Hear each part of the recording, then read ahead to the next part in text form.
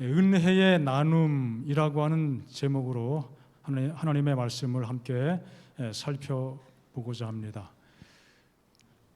그림은 조금 무시무시하게 생겼죠?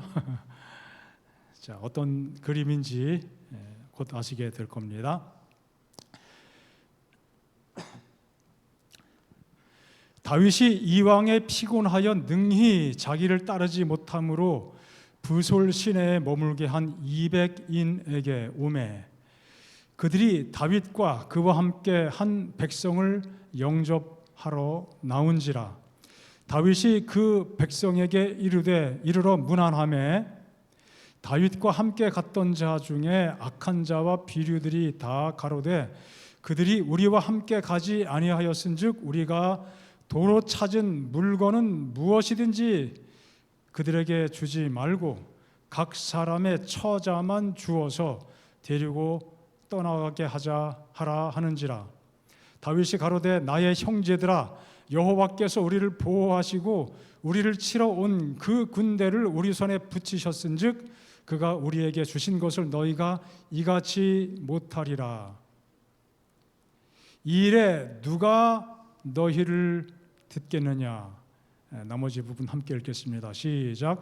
전장에 내려갔던 자의 분깃이나 소유물 곁에 머물렀던 자의 분깃이 일반일지니 같이 분배할 것이니라 하고 그날부터 다윗이 이것으로 이스라엘의 율례와 규례를 삼았더니 오늘까지 이르니라. 이 시간 이 다윗의 경험을 통해서 하나님께서 우리에게 베푸시는 은혜가 어떠한 것인지 함께 살펴보고자 합니다. 사도행전 13장에 보면은 다윗을 일컬어서 하나님의 마음에 맞는 사람이라고 말씀하고 있죠. 다 기억하실 것입니다. 하나님의 마음에 맞는 사람이고 하나님께서는 그를 통하여 하나님의 뜻을 다 이루게 하시겠다라고 말씀하고 있습니다. 굉장한 말씀이죠. 참 좋은 말씀입니다. 하나님의 마음에 합했다. 그를 통해서 하나님께서 하시고자 하는 모든 일들을 다 이루시겠다. 참 얼마나 바랄 만한 그림입니까? 하나님의 마음에 합했다는 것은 하나님의 마음을 이해하고 그 마음을 닮았다는 것을 의미하겠죠. 마음이 통하는 사람이 있죠. 하나님께서 다윗의 마음과 잘 통하셨다는 이야기입니다. 다윗은 하나님의 마음과 잘 통했습니다. 바로 우리를 통해서 하나님께서 계획하신 바를 크게 이루실 수 있는 사람, 하나님께 온전히 쓰임받는 그러한 사람 되기를 축복합니다. 우리 옆에 계신 분들에게 하나님과 마음이 합한 자가 되시기를 축복합니다. 한번 말씀 좀 나누시죠. 하나님과 마음이 통하는 자가 되시기를 축복합니다. 참 굉장한 축복입니다. 우리가 다 그렇게 되시기를 바랍니다. 또 그런 소원을 늘 마음속에 간직하시기를 바랍니다. 하나님의 마음이 무엇인지 보여주는 다윗의 그 경험을 오늘 읽었던 이 본문이 전해주고 있습니다. 자, 본문을 이해하는 것은 그 말씀을 전체를 살피고 깨닫게 되는데 이해하는 데 굉장히 중요한 역할을 하고 있습니다. 자, 다윗은 우여곡절이 참 많았었는데 사울의 추격을 받게 되죠. 왕이 되기 전이었습니다.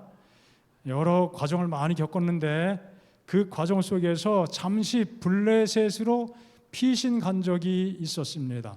거기서 짧지 않은 1년 4개월 정도 되는 꽤 긴 기간을 체류하게 되었습니다. 그때 그런데 참 묘하게도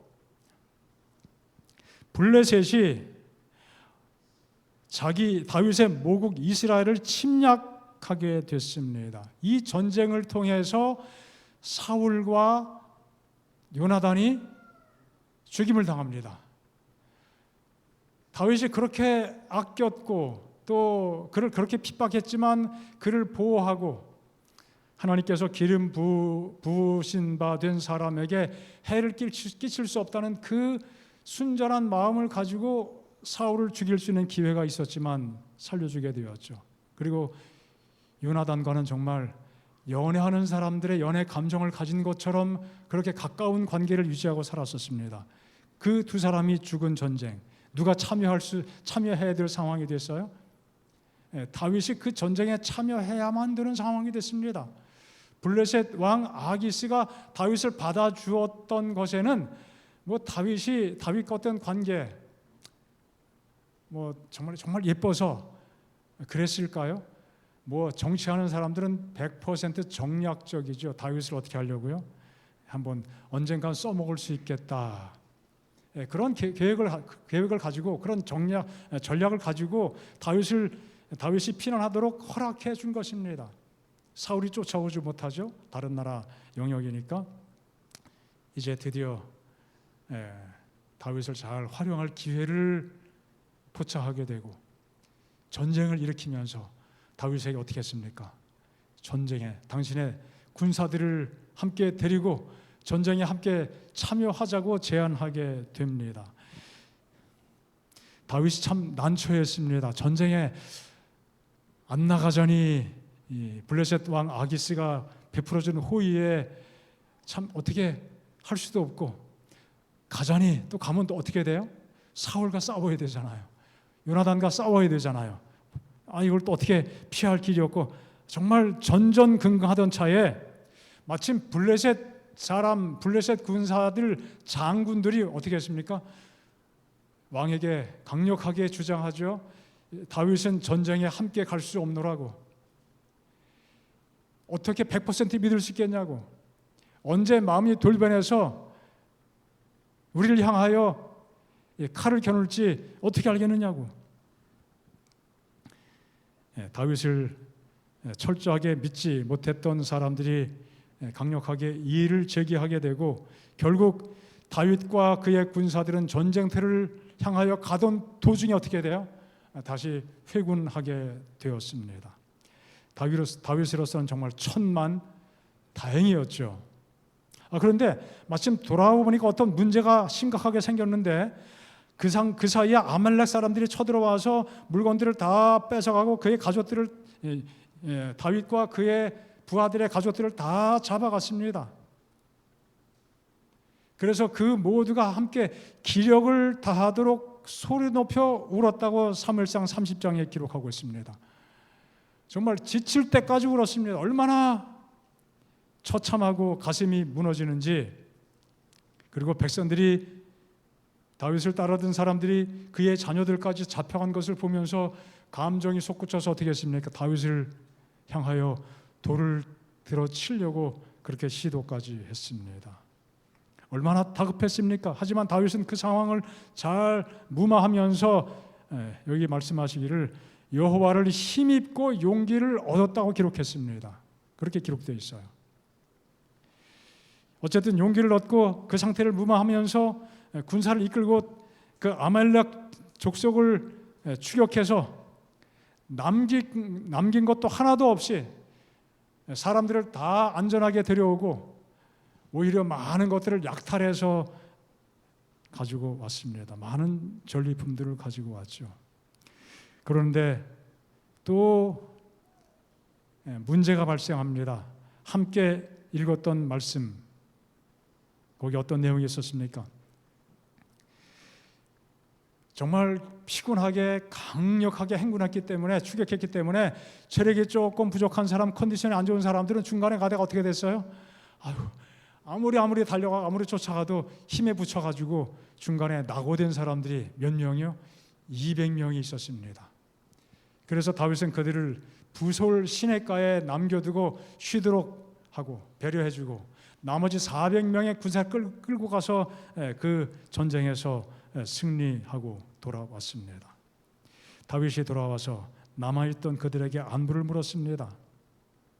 그 따라가지 못했던 사람들이 마음이 떳떳하지 못하게 해서, 참 아쉬웠다. 내가 체력만 조금만 좋았어도, 오늘 발목만 삐지 않았어도, 오늘 그 몸살만 나지 않고 컨디션만 좋았으면 나도 함께 했을 텐데 뭐 이런저런 상황들이 있었겠죠.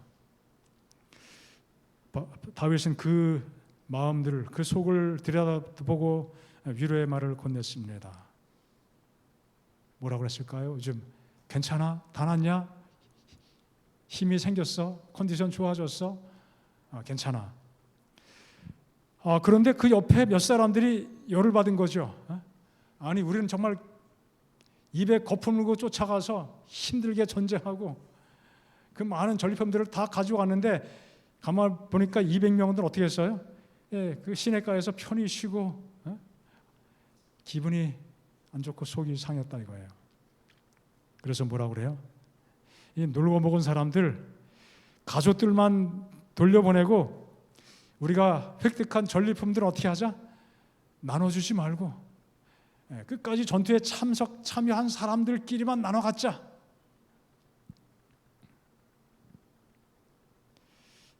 처자만 데려가게 하고 나머지는 우리가 다 나누어 갖자. 분명히 합리적인 면이 있습니다. 그리고 명분도 뚜렷해 보입니다. 자, 만약 우리가 여러분들이 그 자리에 있었다라면 여러분들은 어떤 생각을 가지고 또 이렇게 주장하는 사람들에 대해서 어떻게 느끼시겠습니까? 맞아 그래야 돼. 뭐 머리 끄덕이고 정말 나도 동감이야. 이거 얼마나 고생했는지 알아? 나 죽을 뻔했어.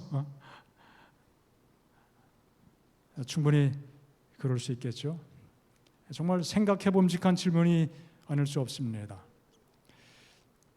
어쩌면 치열한 토론이 벌어지지 않았을까요? 아마 우리도 이런 상황이 되면은 갑론을박 그러한 과정이 있게 될 것입니다. 성경은 그런데 그 무리에 대해서 악한 자와 불량배라고 이렇게 표현을 했습니다.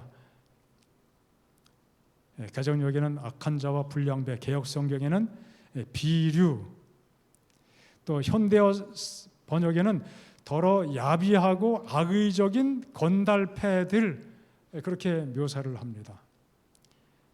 뭐 영어 성경을 살펴보니까 모든 악한 사람들과 벨리알 사람들, 벨리알 같은 사람들, 이 벨리알은 악마 같은 사람 그런 뜻이에요.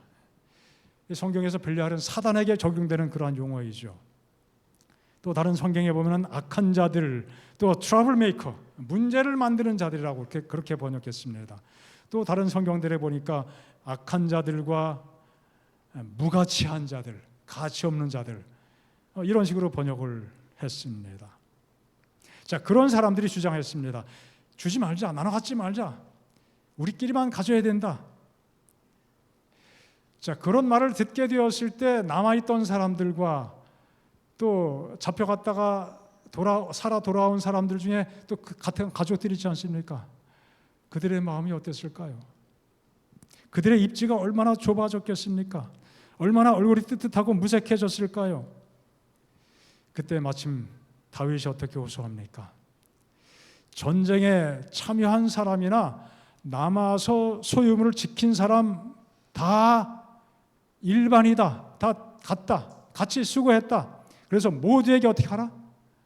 동일하게 분배하라.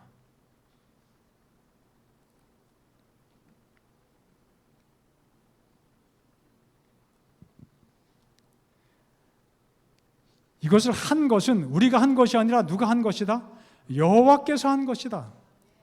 그분이 우리를 보호하셨기 때문에 우리가 이룰 수 있는 것이었지 우리 힘으로 한 것이 아니다 이거예요. 그 하나님께서 그 악한 군대를 우리 손에 붙이셨기 때문에 승리한 것인지 내 힘으로 한 것이냐? 아니다 이것입니다. 그래서 다 같이 분배하라. 그리고 이것이 이제 민수기에 보면 이전에도 이런 전례가 있었지만 아예 명문화시켜서 하나의 제도가 되어서 계속 이런 규칙을 적용해서 그렇게 나누게 되는 일을 하게 됩니다. 참 감동적입니다. 전리품이 참 많았었습니다. 유다 전 지역에 골고루 나누어졌다고 그랬습니다. 또 도와주었던 모든 사람들에게 감사의 선물을 다 돌렸습니다. 동일하게요. 노력한 만큼 얻는 것이 이 세상의 일반적인 이치입니다. 현 사회의 특징, 우리 마음속에도 우리의 관념 속에도 그러한 생각들이 상당히 자리 잡고 있음을 부인할 수 없습니다. 우리는 무한 경쟁 시대에 살아가고 있습니다. 소위 그래서 일한 만큼 또 성과를 내는 만큼 보상해주는 소위 인센티브 제도라는 것이 참 익숙하지요.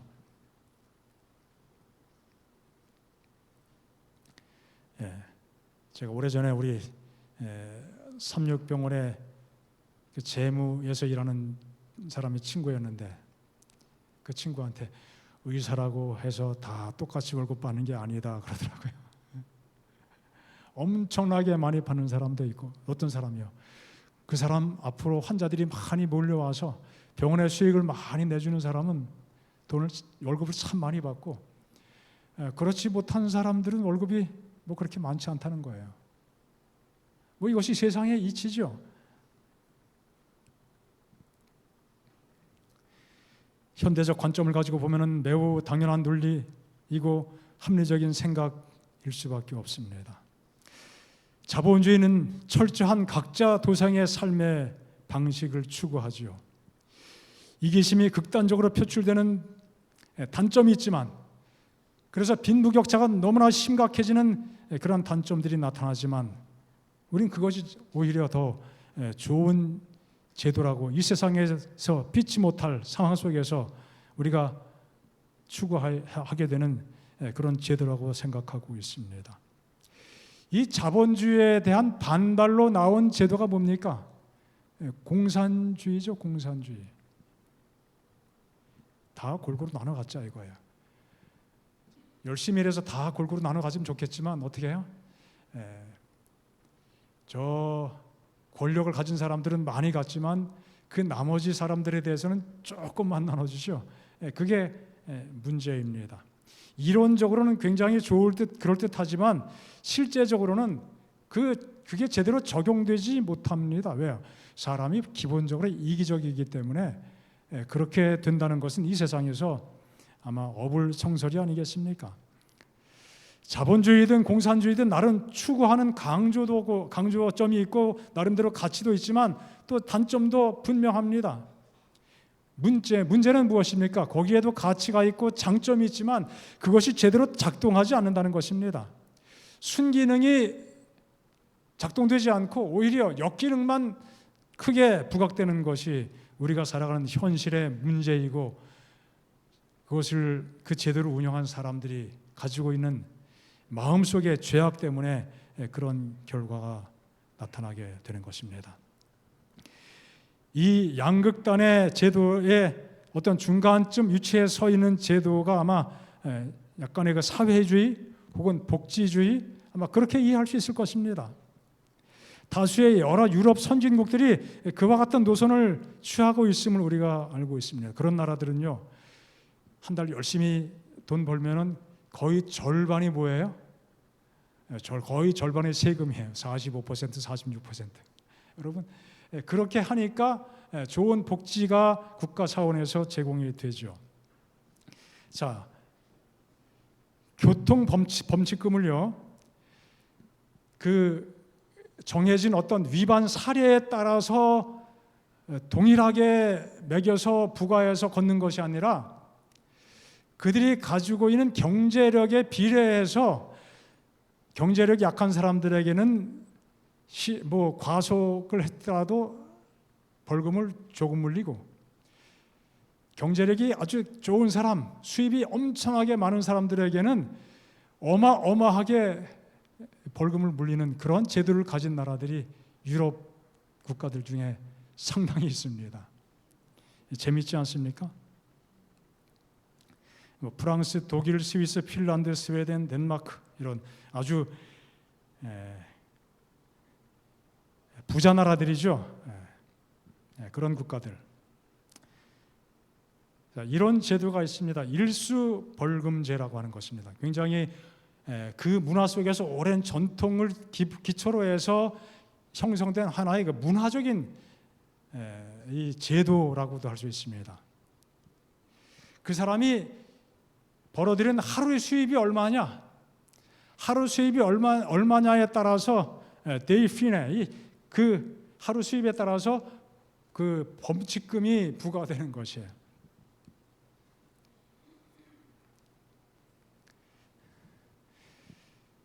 누진 벌금제 혹은 소득 비례 벌금제라고도 이렇게 불려집니다.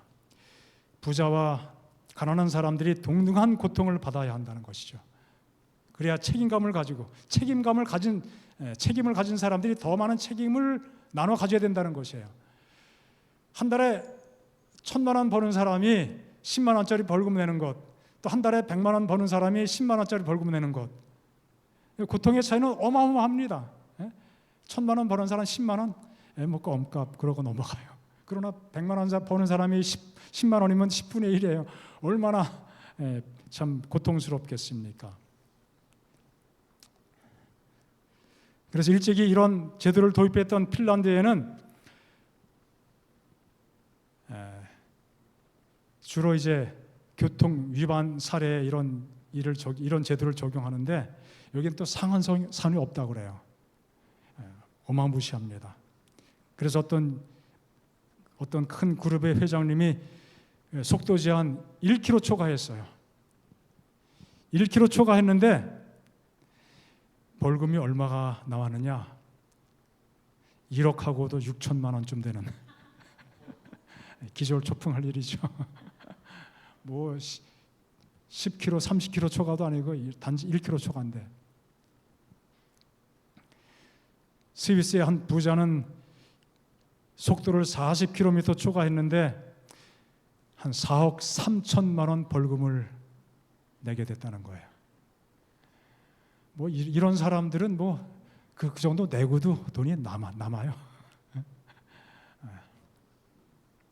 자, 이런 제도 우리나라가 도입하면 좋겠습니까? 안 좋겠습니까?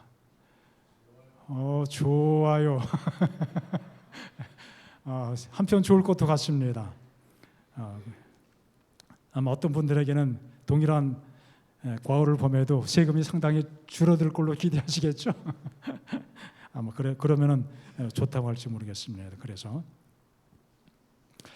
우리 한국에서도 한때 일부 진보주의적인 사람들에 의해서 지금도 아주 이 문제의 핵심에 서 있는 어떤 분도 그런 주장을 했었는데, 이런 제도를 도입하자고 그렇게 거론한 적이 한때 있었습니다. 자, 이게 정말 좋은 것인지 어떤 것인지는 모르겠지만 어떤 것이 됐든 간에 이 땅에서는 폐단이 나타나게 되어 있습니다. 무엇보다 자본주의의 폐단이 무엇입니까? 극도로 극심한 이기주의가 싹트고 자라게 된다는 것입니다. 그것이 곧이어 차별로 이어지게 됩니다. 그래서 많은 사람들이 외형적인 것으로 너와 나를 구별하고 차등을 두고 무시하고 멸시하지 않습니까? 나는 너와 다르기 때문에 섞일 수 없어. 그런 태도를 가진 사람들이 정말 많고, 또 심지어 어린 자녀들에게까지도 그런 사상을 주입하는 부모들이 상당히 많이 있다는 소식을 우리가 가끔 접해 듣게 됩니다. 삶의 수준이 다르니, 경제 수준이 다르니 같이 어울릴 수 없다는 것이죠. 뭐 강을 중심으로 남쪽에 있는 사람, 북쪽에 있는 사람, 뭐 그런 구분하는 풍토, 그런 극단적인 일들이 참 어떨 때는 굉장히 낯설고 괴리감을 주는 모습들입니다. 하지만 그러면서도 나도 모르는 사이에 그런 흐름들, 그런 생각들이 우리 마음속에 조금씩 스며들 수 있는 것입니다. 자칫하면은 심지어 교회 안에서마저도 그런 모습이 나타날 수 있게 되는 것입니다. 아무도 이 위험으로부터 예배된 사람은 없다고 생각합니다. 자, 이런 상황 속에서 다윗이 내렸던 그 결단은 우리의 삶 속에 이 시대를 살아가는 우리 모두에게 정말 중요한 교훈을 남겨주고 있습니다. 다윗이 그렇게 생각하고 결단할 수 있었던 근거가 어디 있겠습니까? 하나님의 은혜를 깊이 체험했다는 사실에 있는 것입니다. 여기 부자 선지자 이렇게 말씀하고 있습니다. 다윗은 자기가 길을 잃었다는 것을 깨닫게 되었다. 언제 이것을 깨닫게 된 것입니까? 블레셋 왕 아기스가 그에게 이스라엘과 전쟁할 텐데 함께 싸우러 나가야 된다고 이야기했을 때, 이게 뭔가 대단히 잘못됐구나. 내가 큰 실수를 했구나. 내가 여기 너무 오래 있었구나. 그런 사실을 깨닫게 된 것입니다. 그가 여호와와 그의 백성의 공공연한 원수들에게서 피난처를 찾기보다, 사실 다윗은 블레셋 장수 골리앗을 무너뜨린 전력이 있던 사람이었습니다. 이 블레셋은 끊임없이 이스라엘을 침략했었죠. 원수들에게서 피난처를 찾기보다 차라리 하나님의 강한 산성에서 피신처를 찾았더라면 그에게 훨씬 좋았을 것이다. 이게 너무 늦었어요. 그러나 여호와께서는 크신 은혜를 베푸사 이 같은 잘못에 대하여 당신의 종을 형벌하지 않으셨으며 그를 고통과 곤란 중에 버려두지도 아니하셨다. 그 전쟁에 나가지 않도록 하나님께서 섭리해 주신 것입니다. 비록 다윗이 하나님의 능력을 붙잡는 손을 놓고 돌이켜 온전한 성실의 길에서 떠나갔으나 그의 마음의 의도는 여전히 하나님께 충실하려고 한 까닭이었다. 동기는 참 좋았어요.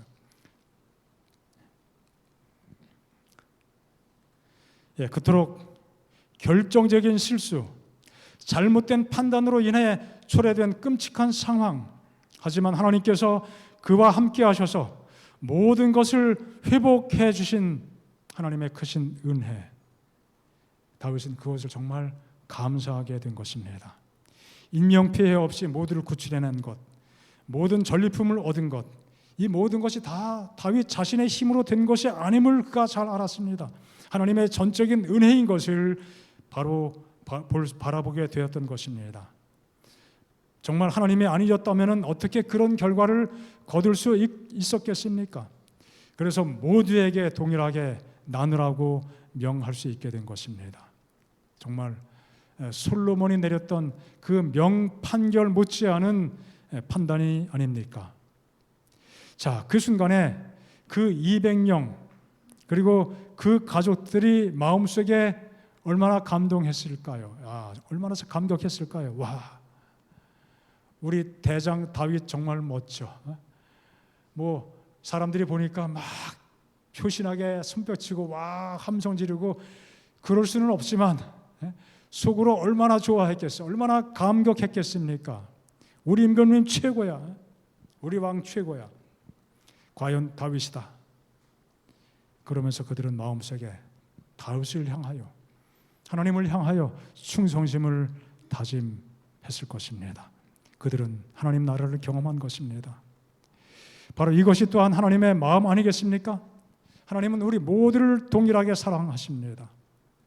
그 하나님의 사랑을 느끼면서 우리 마음속에 감격하고 감사하는 것이 하나님 믿는 사람들의 영적인 경험이 되는 것입니다.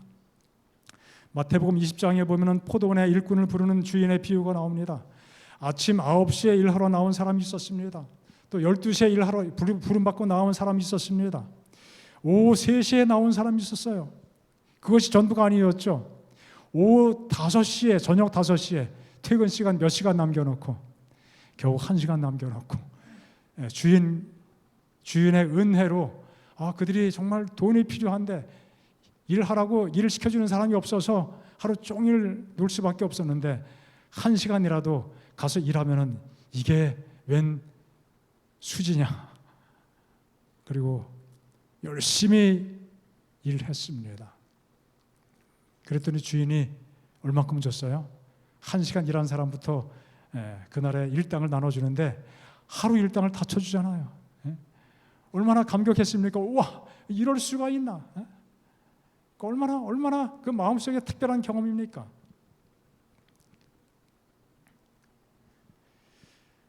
1시간밖에 일하지 않았지만 하루 일당을 제대로 쳐주시는, 후하게 주시는 하나님, 그분이 우리의 하나님이십니다. 그래서 우리는 하나님 앞에 언제든지 담대히 나갈 힘을 얻게 됩니다. 문제는 어디 있습니까? 3시간 일한 사람, 6시간 일한 사람, 9시간 일한 사람, 차례대로 일당을 나눠주는데 보니까 똑같아요. 이게 뭐야? 나는 조금 더 주겠지. 나는 조금 더 주겠지. 그랬더니 끝까지 어떻게 해? 끝까지 동일하게 나눠주는 겁니다. 정말 김이 샜죠. 기대감에 잔뜩 부풀었지만 불평하게 됩니다. 주인이 말합니다. 내가 너랑 약속한 대로 주지 않았냐? 내가 계약을 파기했냐? 내 거다. 요즘 말로 내 돈, 내 산, 내 돈 주고 내가 샀다 이거죠.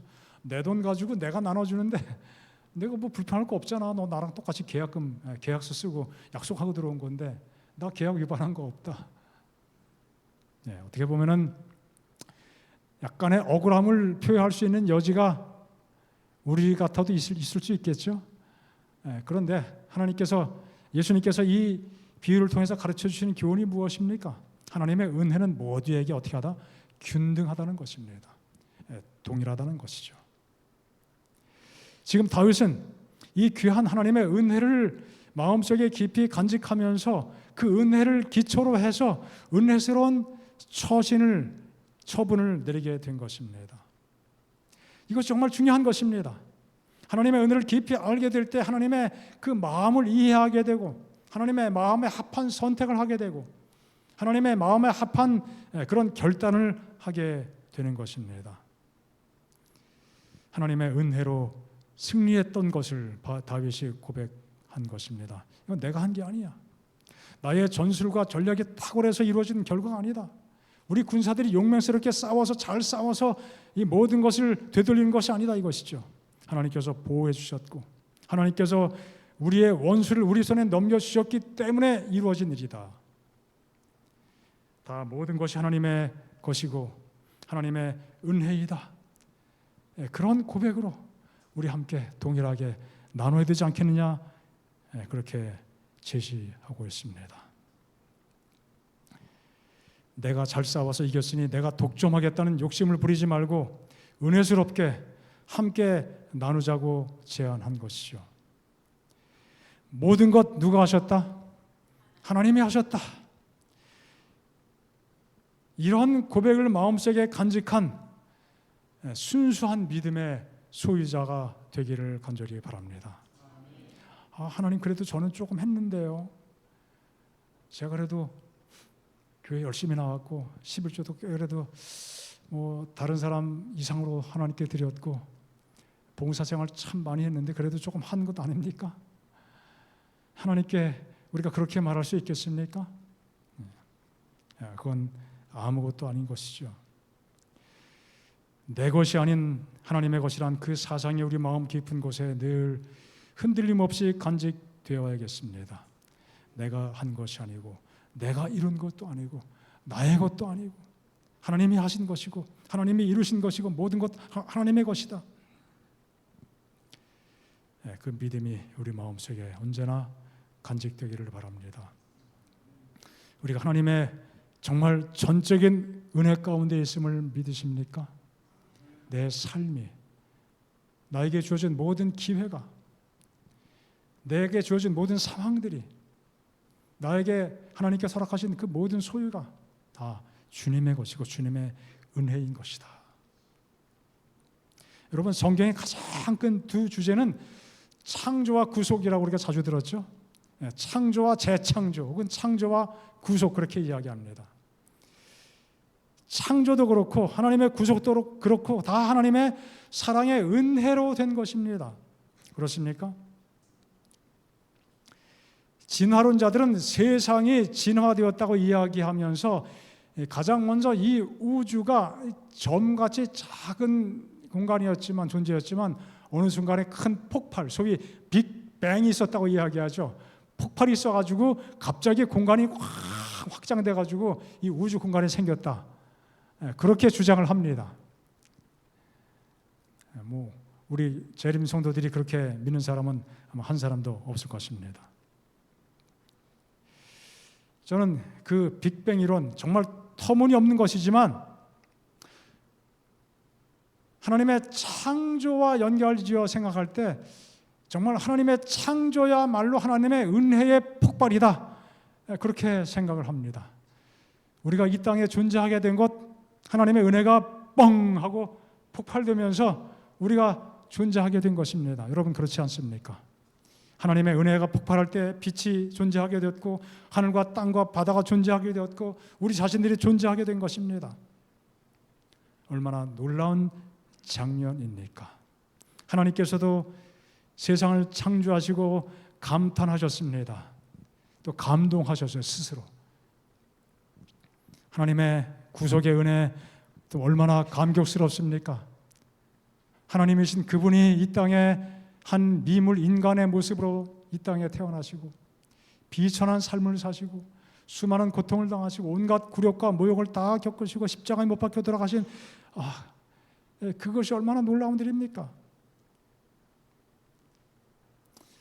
우리가 그렇게 구원받고 하나님의 형상과 모습을 닮은 존재가 된 것이야말로 그것이 얼마나 큰 은혜입니까? 무엇과 그 은혜를 비교하겠습니까? 우리 마음속에 그 은혜를 사무치게 품고 살게 될 때 우리는 주님의 뜻을 더 깊이 깨닫게 되고 하나님의 마음을 더 알게 되고 그런 영적인 경험, 내적 경험을 통하여 하나님의 형상을 더욱더 닮아가게 될 것입니다. 이 은혜를 모르게 되면은 자신밖에 모르게 됩니다. 지난주에 말씀드린 것, 안식일에 말씀드린 것처럼 하늘을 바라보지 못하는 짐승같이 사는 존재가 되어버리게 될 것입니다. 은혜가 넘치게 부어지게 될 때, 우리 마음속에 가득하게 될 때 나눌 줄 알게 되고 품을 줄 알게 되고 용서할 줄 알게 되고 사랑할 줄 알고 섬기게 되고 남을 나보다 더 낮게 여기는 참된 사랑의 모습이 혹은 참된 사람의 모습이 회복되는 것입니다. 죄인들과 함께 어울리면서 식사하셨던 그 주님의 사랑, 겸손함이 우리에게 진정으로 필요합니다. 우리가 잘 아는 말씀이죠. 여기 1절, 돈 없이 값 없이 와서 누구든지 공짜로 먹어라. 물도 마시고 포도주 사고 젖을 사고. 얼마나 많은 사람들이 헛된 일에 돈을 낭비하고 양식 아닌 것을 위해서 수고하는지. 그러나 너희는 어떻게 하라? 나를 청종하라. 그리하면 너희가 좋은 것을 먹을 것이고 너희 마음이 기름진 것으로 즐거움을 얻게 될 것이다 말씀하셨습니다. 하나님께 나오는 그 일에는 하나님께 순종하고 그의 말씀을 따르고 살아가는 그 속에 참된 즐거움이 있는데 거기에는 많은 돈이 드는 것이 아니라고요. 어떻게 하라고요? 그냥 오면 된다고 말씀하십니다. 그리고 3절 마지막 보니까 다윗에게 허락하신 무엇이다? 확실한 은혜다. 하나님은 다윗의 경험을 통해서 장차 하나님의 나라가 어떤 시스템으로 통치될 것인지 그 밑그림을 보여주신 것입니다. 이스라엘은 하나님 나라의 모형이지요. 다윗 왕은 그 왕국의 하나님 나라의 통치자는 어떤 철학과 방식으로 나라를 다스려야 하는지 할 것인지를 보여주는 상징적인 메시아에 대한 상징이었죠. 하나님 나라에 대한 상징이 이스라엘 나라이고 그 나라를 통치하는 선한 왕 다윗은 메시아에 대한 하나의 표상이었습니다. 하나님의 나라는 은혜의 나라입니다. 다윗이 하나님을 대신하여 하나님의 통치를 펼치는 것이 하나님의 계획이었습니다. 무엇보다 다윗은 큰 죄를 지었지만 용서받았습니다. 은혜를 크게 입은 것입니다. 확실한 은혜를 입은 사람이 되었습니다. 그에게 인간적인 허물이 많았고 참 큰 허물이 있었지만 여전히 그는 하나님의 은혜 가운데 메시아의 모형이 되었고 메시아의 조상이 되었습니다. 이것이 하나님께서 다윗에게 허락해 주신 확실한 은혜인 것이죠. 하나님은 우리에게 은혜를 확실하게 주셨습니까? 정말 확실하게 주셨습니까? 우리는 그 사실을 늘 기억해야겠습니다. 재물이든 지식이든 그 어떤 것이든 남보다 조금이라도 더 가진 사람은 더 큰 은혜를 받은 사람입니다. 더 큰 은혜를 받은 사람이 더 나누고 베풀 때 하나님의 마음을 실천하는 자가 되는 것입니다. 이것이 하나님 나라의 모습이고 우리 교회의 모습이 아니겠습니까? 은혜 받은 사람으로 살아가게 될 때 지쳐 쓰러져 가는 사람, 고통과 절망에 빠져 있는 사람들, 그들에게 가까이 다가가서 일으켜 세워주고 용기를 북돋아주는 사명을 완수하게 될 것입니다. 남의 흠을 찾거나 틀린 것이 있나 없나 살피는 태도가 사라지게 될 것입니다. 내가 왜 받은 게 요거밖에 없을까?